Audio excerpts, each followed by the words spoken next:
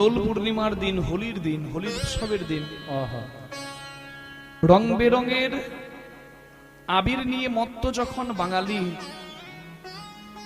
তখন বাঙালি ভুলে যায় যে এই দিনটিতে এই কলিকালের ভগবান চৈতন্য মহাপ্রভু এসেছিলেন।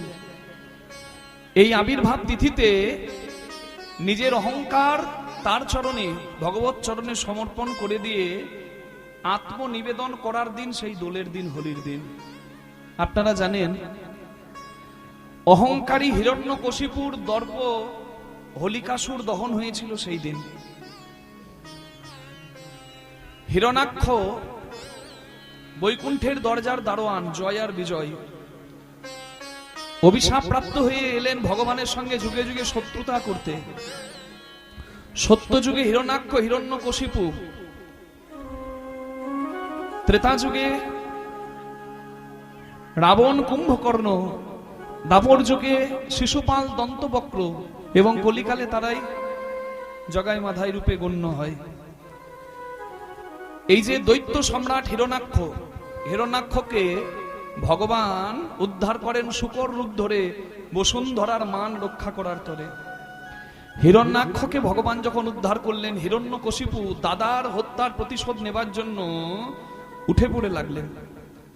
একেবারে সহ্য করতে পারতেন না হরিকে, কিন্তু তারই সন্তান পরম হরিভক্ত ভক্ত প্রহ্লাদ, হরি ছাড়া কিচ্ছু জানে না। বাবা বলে হরি মিথ্যা, বল হাই বল হরি মিথ্যা। ছেলে বলে বাবা হরি তো সত্য, ব্রহ্ম সত্য, জগৎ মিথ্যা, সত্য অনিত্য, সেই তো সত্য। আজ আছি কাল থাকবো না, সে সত্য। এটা তুমি কেন বুঝতে পারছো না? কোথায় তোর হরি, দেখা তো। বলে আমার হরি তো সর্বত্র, তুমি আমার চোখ দিয়ে দেখো, তুমি আমার হরি দেখতে পাবে। হিরণ্যকশিপুরের দেখার চোখ ছিল, কিন্তু অহংকারের পর্দা দিয়ে আচ্ছন্ন ছিল। প্রহ্লাদ দেখতে পেয়েছিল, কারণ প্রহ্লাদ অনুভব শক্তির দ্বারা ভগবত কৃপা অনুভব করেছিলেন। পার্থক্যটা এখানে।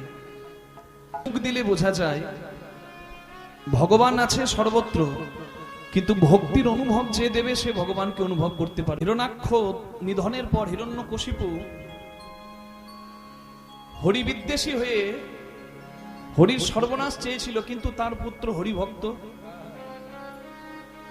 হরিভক্ত ছেলেকে মেরে দেবার জন্য নানা কৌশল করলো। পাহাড় থেকে ফেলে দিল, কোলে নিল হরি, হাতির চরণ তলে দিচ্ছে, কোলে নিয়ে বাঁচিয়ে দিচ্ছে হরি, সাপে ভর্তি একটা ঘরে রেখে দিচ্ছে প্রহ্লাদকে, বাঁচিয়ে নিচ্ছে হরি, গলায় ভারী ওজন বেঁধে জলে ফেলে দিচ্ছে সমুদ্রের, বাঁচিয়ে নিচ্ছে হরি। এই জন্যই বলে বোধহয় রাখে হরি মারে কে, আর মারে হরি তো রাখে কে। বিপদ বারণ হরি, তাকে আশ্রয় করে যদি কেউ থাকে তার সর্বনাশ হবে না। প্রহ্লাদ হচ্ছেন তার নিদর্শন, শাস্ত্রের প্রমাণ। হিরণ্যকশিপুর বোন হোলিকা এসে বলছে, দাদা তুমি চিন্তা করো না, ওই দুষ্টতার দমন আমি নিজের হাতে করব।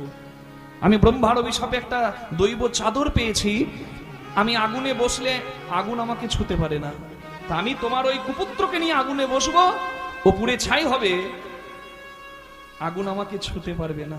এই যে অহংকার,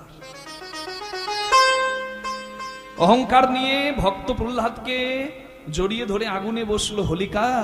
যার পোড়ার কথা নয় সেই হোলিকা পুড়ে ছাই হলো, আর যার পুড়ে মরার কথা হরি কৃপায়, ভগবত কৃপায় সে জয়ধ্বনি করতে করতে বেরিয়ে এলো, হরি হরি হরি।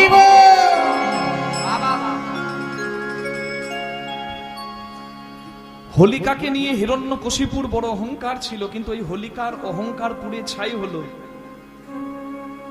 আত্ম অহংকার পুড়ে ছাই হলো। সেই ভস্মকে হরিভক্তরা অঙ্গে ধারণ করলেন, সেইটা হলো আবির।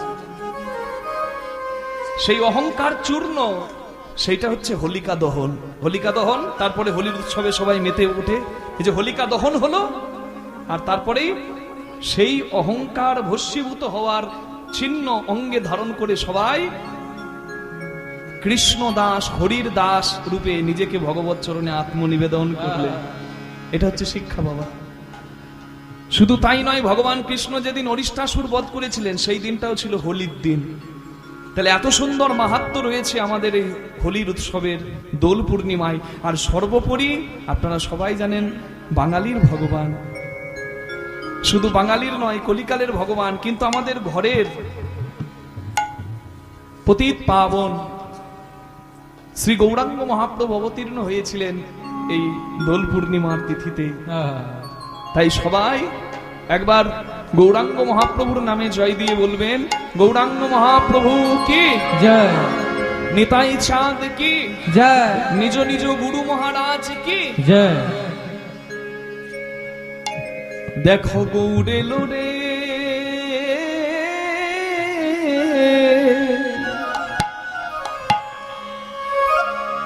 এই সোনার নদিয়ায়,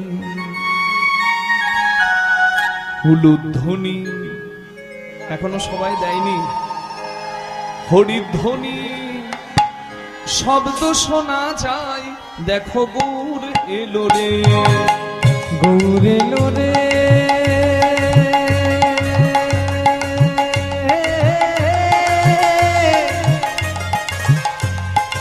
সোনার নদিয়ায়, উলুধ্বনি হরিধ্বনি শব্দ শোনা যায়। আমাদের গৌর এলো রে, গৌর এলো রে, আমাদের সোনার নদিয়ায়, উলুধ্বনি হরিধ্বনি শব্দ শোনা যায়। আমাদের গৌর এলো রে।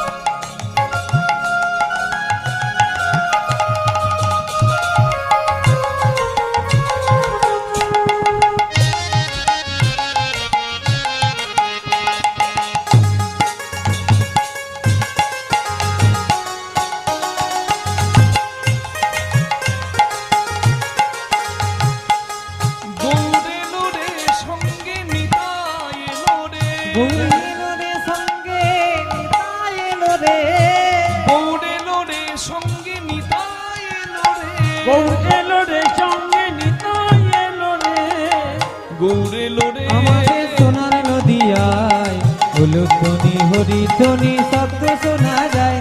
আমাদের গৌর এলো রে, গৌর এলো রে, সোনার নদিয়ায়, উলুধ্বনি হরিধ্বনি শব্দ শোনা যায়। আমাদের গৌর এলো রে। শান্তিপুর ডুবু ডুবু নদে ভেসে যায়, শান্তিপুর ডুবু ডুবু নদে ভেসে যায়, শান্তিপুর ডুবু ডুবু নদে ভেসে যায়। ফুল ভাঙিয়া ঢেউ আসিয়া লাগলো সবার গায়ে, ফুল ভাঙিয়া ঢেউ আসিয়া লাগলো সবার গায়ে। সাঁতার জানেন নিশ্চয়ই সবাই, গ্রামের মানুষ সাঁতার ঠিকই জানে। সাঁতার জানলে নদী পুকুরের জলে ডুবে মরার ভয় থাকে না, কিন্তু সাঁতার জেনেও সাগরের জলে পড়লে কোনো লাভ থাকে না। সাগরের জলে যদি কেউ পড়ে তার বাঁচার একটাই রাস্তা, আত্মনিবেদন। তুমি রাখলে আছি, তুমি মারলে মরি, হাত তুলে দিলাম। যদি কোনো নৌকা বা জাহাজের নাবিক আমাকে দেখতে পেয়ে আমার হাতটি ধরে টেনে তোলে তো বাঁচার রাস্তা আছে, নচেত নেই। তাহলে এই হাত যে আপনি তুলে দিচ্ছেন মা, আর এই হাত যদি ঠাকুরজি একবার ধরে নেয় তাহলে ডুবে মরার কিন্তু ভয় নাই। জঙ্গলের সিংহ গরুকে ধরবে বলে এগিয়ে যাচ্ছে, গরুটা প্রাণের ভয়ে দৌড়াতে গিয়ে একটা কাদার দলদলে পড়ে গেল। গরু মনে মনে ভাবছে যদি কাদার থেকে ওঠার চেষ্টা করি, যত চেষ্টা করব তত তলে তলিয়ে যাব। আর যদিও এখান থেকে বেঁচে যায়, পেছনে সিংহ আছে, সিংহের থেকে বাঁচা বড় দায়। যার কেউ নাই ভগবান আছে সহায়, অপেক্ষা করছে ওই স্থানে দাঁড়িয়ে কেউ এসে যদি আমায় রক্ষা করে। আর এদিকে সিংহটা দেখতে দেখতে গরুটার পিছু ধাওয়া করতে করতে সে ওই কাদার মধ্যে ঝাঁপ দিয়ে দিল গরুটাকে ধরবে বলে, কিন্তু গরুটার থেকে ঠিক 2 হাত আগে সেও কিন্তু কাদার দলদলে পড়ে গেল। যেই না পড়ে গেল, সিংহ মনে মনে ভাবলো আমি জঙ্গলের রাজা, আমি এই কাদার মধ্যে ডুবে মরবো। সে কিন্তু শক্তি প্রয়োগ করে বের হতে চাইলো। বাবা, শক্তি ভগবান কম বেশি সবাইকেই দিয়েছেন, কিন্তু শক্তিটা কোথাও প্রয়োগ করতে হবে এটা জানা চাই। মুখ আছে, কথা সবাই বলতে পারে বাবা, কোথায় চুপ থাকতে হবে সেটা আগে জানা চাই। চোখ দুটো, কান দুটো, মুখ একা, এটা লীলাবতী। এ যা করতে পারে বাবা কেউ পারে না, এটার ব্যবহার বুঝে করতে হয়। শক্তি আছে, শক্তি প্রয়োগ কোথায় করব সেটা জানা চাই। সিংহ শক্তি দেখাতে যাচ্ছে কাদায়। প্রকৃতির দানে আমরা বাঁচি, প্রকৃতিকে নিয়ে যদি আমরা ছেলে খেলা করি, প্রকৃতির ওপর যদি আমরা নিজের শক্তি দেখাতে চাই, প্রকৃতি আমাকে মুছে ফেলবে। মাটিতে পড়েছে, মাটিটা কাদায় পরিপূর্ণ, মানে দলদল, সেখানে শক্তি দেখাচ্ছে, নিচে ঢুকে যাচ্ছে। তা দেখে গরুটা বলছে, সিংহ ভাই তুমি একটু অপেক্ষা করো না। আচ্ছা তোমার কি কোনো মালিক আছে? সিংহ বলছে আমার মালিক কে থাকবে, আমি জঙ্গলের রাজা, আমার আবার মালিক থাকবে নাকি? গরু বলে ওই রাজা সাজাটাই তোমার তো সাজা হলো। আমি রাজা নই, আমি মালিকও নই, আমি ভৃত্য, চাকর, দাস। আর এই দাস বলে নিজেকে পরিচয় দিতে আমার কোনো লজ্জা নাই। তাই এ যাত্রায় আমার ভাগ্যে হয়তোবা মরণ নাই, সময় বলবে সব উত্তর। সন্ধেবেলা হলো, যার গরু ঘরে আসেনি সে গোয়ালা গরু খুঁজতে ওই দলদলে এসে দড়ি দিয়ে লাঠি দিয়ে কষ্ট করে নিজের গরুটাকে তুলে নিজের ঘরে নিয়ে গেল। কিন্তু সিংহটা মালিক সেজে বসেছিল বলে সিংহটাকে বাঁচাবার কেউ নাই। কাদার দলদলে সিংহটা ডুবে মরল। মালিক সাজলে জ্বালা বেড়ে যাবে, কিন্তু কেউ যদি ভগবানের দাস, এটা তার গর্বের পরিচয় হয়। প্রভু আমার যা কিছু আছে এসব পেয়ে যেন আমি তোমায় না ভুলে যাই, দিয়ে ধন বুঝে মন কেড়ে নিতে কতক্ষণ, এই সবের মাঝেও আমি যেন তোমাকে স্মরণ করে আমি সৎ পথে চলতে পারি, আর আমি কিছু চাই না। নিতাই গৌর হরি চাওয়া